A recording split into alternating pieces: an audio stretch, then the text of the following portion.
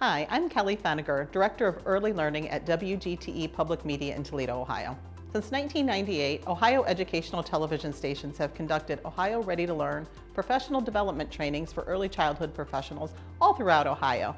These workshops have covered a wide range of relevant topics throughout the years, including child development, media literacy, assessment and observation, emergent literacy, and positive guidance. Recently, the workshops have covered professionalism and ethics, building partnerships with families, and including children with special needs.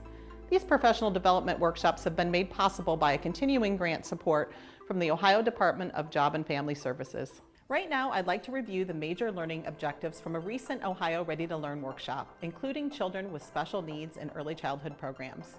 If you attended this training, you'll remember that we examined and we discussed the requirements of the Americans with Disability Act as it relates to the early childhood care environment. We learned that all child care centers are required to make reasonable modifications to their policies and practices to integrate children, parents, and guardians with disabilities into their programs, unless doing so would constitute a fundamental alteration. For example, if you have a no pets policy, you'll need to modify your policy to allow the use of a service animal by a person with a disability. One of the most important things that we learned was that child care centers cannot just assume that a child's disabilities are too severe for the child to be integrated successfully into that child care center's program. The center must make an individualized assessment about whether it can meet the particular needs of that child. There are several methods of enhancing and adapting environments and experiences for individual children, including children with special needs. For children with physical challenges, think about how materials can be adapted. Add Velcro to dress-up clothes, or increase the size of openings and buttons. Clamp or Velcro toys such as a dollhouse to a surface so they don't move when a child is playing with them. Securely attach a ring, large bead, or doll to the end of a pull string for an easier grasp. You can cut strings shorter for a child who wants to use a pool toy on a tabletop or a wheelchair tray. Laminate or add paperboard backing to other manipulatives for easier handling. For children with visual challenges, use a well-lit environment, bright colored objects, high contrast materials, touch, and sound. You can use visual enhancement aids such as a magnifier, screen reader, large print, and possibly Braille. You can work with an OT or an occupational therapist for further recommendations. For somebody that is visually impaired, you also might want to Velcro or tape the toys to a surface so that child doesn't lose things when they're playing with them. Also, for children that might have a visual impairment, especially babies, you want to make sure that you describe the environment that's around them so to encourage their exploration and to enhance their learning. For children with sensory challenges, use visual images and word labels to teach. Provide adult support for peer interactions. And be careful not to overstimulate the child. Declutter the environment, dim lights whenever possible, and reduce the noise level. You can use hand-over-hand support for fine motor activities, but don't force a child to do an activity that they're not comfortable with.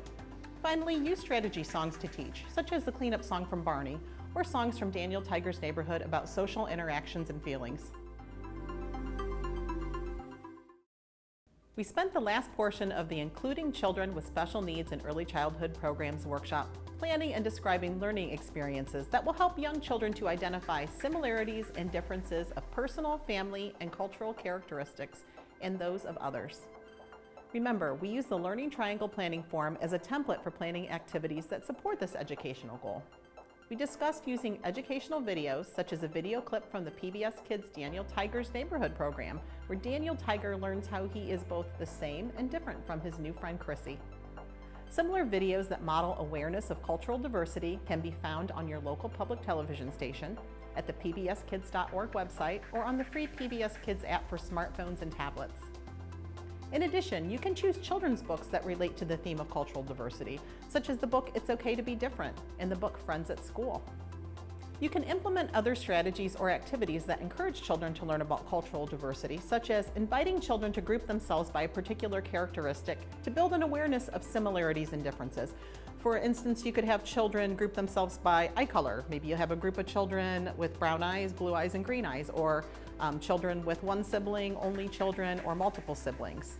You can also invite families to share elements of their culture and traditions and explore the similarities and differences of those cultures.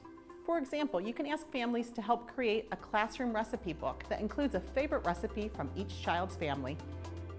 Thanks for joining me for this review of the Ohio Ready to Learn, including Children with Special Needs and Early Childhood Programs workshop. For more information about the latest resources and information in the field of Ohio early childhood education, including other Ohio-approved professional development training, please visit Early Childhood Ohio on the web at www.earlychildhoodohio.org.